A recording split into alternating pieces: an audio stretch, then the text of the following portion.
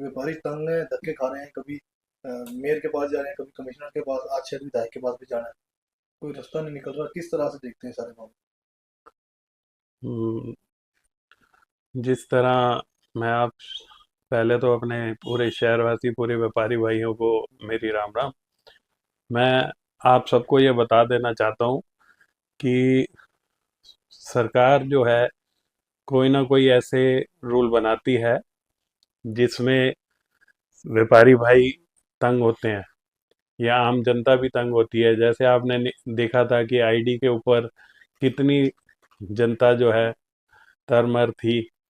लेकिन अब जो ये बोर्डों के ऊपर मैं पिछले कई दिनों से आप लोगों के चैनल के माध्यम से ही या प्रेस के माध्यम से ही देख रहा हूँ कि लाखों रुपए के नोटिस।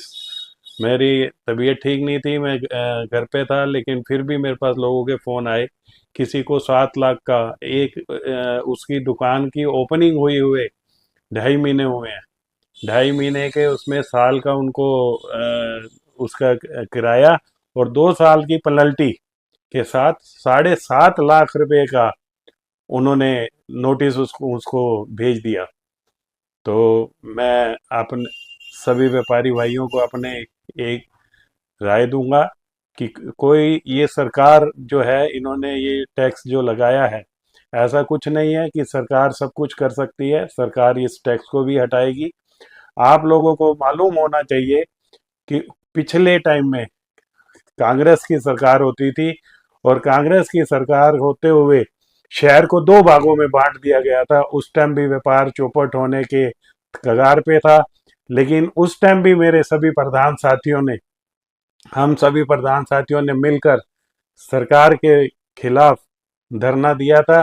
तो उसमें हमारे मुख्यमंत्री जो भूपिंदर सिंह हुड्डा जी होते थे, उन्होंने हस्तक्षेप करके ये पानीपत के जो कट खुलवाए थे, ये सरकार कांग्रेस की थी।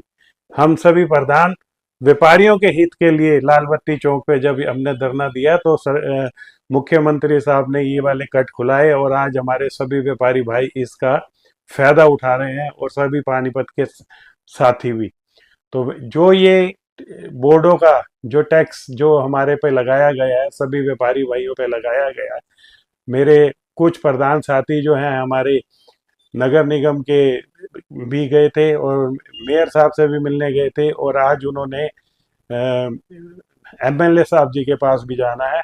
और मुझे पूरा यकीन है, क्योंकि एमएलए साहब जो हमारे हैं वो व्यापारियों के हित में बात करते हैं और व्यापारी वो भी एक व्यापारी हैं। और मुझे ये पूरा यकीन है कि हमारे एमएलए साहब जो प्रमोद विज जी हैं वो आज मुख्यमंत्री साहब से कोई ना कोई बात करके इस बात पे हल करेंगे और पानीपत के जो ये बोर्डों का जो दिक्कतें हैं उसको जल्द से जल्द ये खत्म करेंगे।